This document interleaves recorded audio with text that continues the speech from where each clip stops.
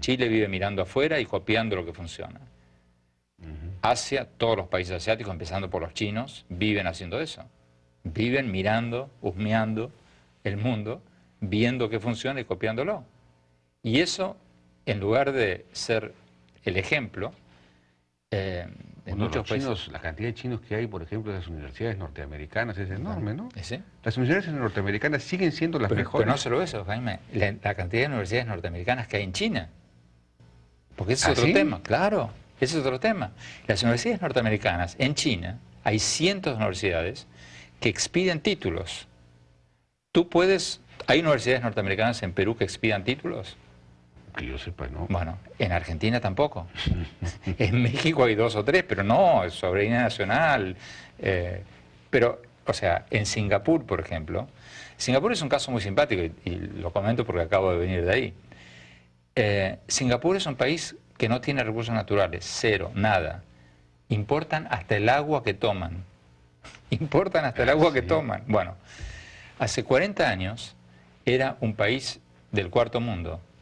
Era más pobre que los países más pobres de América Latina. Hoy día son el 9º país más rico del mundo en ingresos per cápita. Sí. Todo producto... Bueno, ¿y qué hicieron ellos? Como no tenían nada, no tenían absolutamente nada, dijeron, bueno, la única manera de crecer es con nuestro cerebro, vendiendo servicios, vendiendo inteligencia. Fueron a las mejores universidades del mundo y dijeron, miren, ¿por qué no vienen a Singapur y abren una universidad ahí? Con sus profesores que vengan 3 meses por año, para que enseñen a nuestros profesores, que enseñen, den títulos y todo eso. Y así nació Singapur, con universidades extranjeras. Todavía hoy, 40 años después, el 60% de los profesores en Singapur son de las mejores universidades del mundo. Entonces ellos dicen, a ver, ¿quién produce los mejores carros? Ah, Alemania, fantástico. Van a la Universidad de Alemania que produce a los técnicos, ingenieros en autos, los traen a Singapur a enseñar. Entonces, los países que más crecen y que más reducen la pobreza son los que no tienen ceguera periférica, los que están mirando siempre alrededor, viendo qué es lo que se hace y qué cosas que se hacen en otros países pueden ser aplicables a tu realidad nacional. Y las hacen, las usan, las adoptan. Ahora, pero ¿tienen alguna clase de, digamos, equipo que está pensando estas cosas, digamos, en Singapur? En Singapur hay una dictadura. Sí, es un mal ejemplo político, como China, pero es un buen ejemplo económico. Es un buen ejemplo económico, claro. O sea, tiene una clase ilustrada. Cuando tú les preguntas, oye, ¿y ustedes cómo se les ocurrió todo esto? Entonces todos te dicen lo mismo, bueno, no teníamos otra opción, no tenemos nada. O sea, no había opciones. Ahora, en China sí tiene opciones. O sea, China podría salir a pescar, aunque no, tampoco tiene muchos recursos naturales. Pero yo creo que hay una vocación de insertarse en el mundo y de tomar aquellas cosas que funcionan. Y eso en Asia, bueno, lo empezó Japón hace 40 años, claro, copiando las radiotransitores, y después de ahí Filipinas, y después de ahí China, ahora Vietnam, y se dieron cuenta que funciona.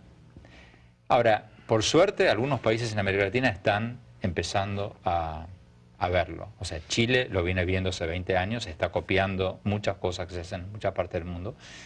Cuando yo empecé a trabajar en este libro, me enteré de que la Cancillería chilena había mandado equipos de economistas a 7 países parecidos a Chile en tamaño, entre ellos, o sea, Finlandia, Corea del Sur, etcétera, etcétera, para ver qué están haciendo, cómo lograron ellos reducir la pobreza.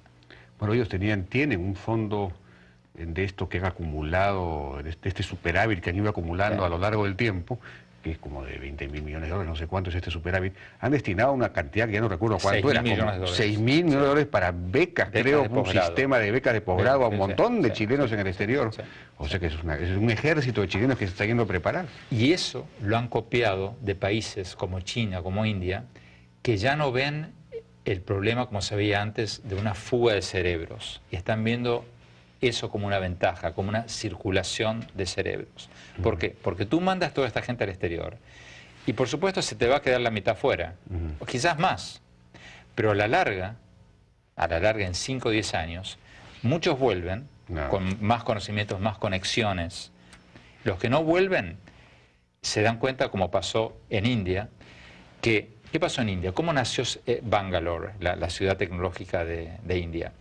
Nació cuando los chicos indios fueron a estudiar a Estados Unidos, se quedaron en Estados Unidos, empezaron a trabajar en empresas en Silicon Valley, en California, de Internet, y un día dijeron, caramba, ¿por qué le estoy pagando a mis programadores $100 por hora cuando en casa les podría pagar $5 por hora y me harían el trabajo igual o mejor? Volvieron a Bangalore, abrieron sus empresas y eso fue el nacimiento de Bangalore. Lo mismo pasó con Taiwán.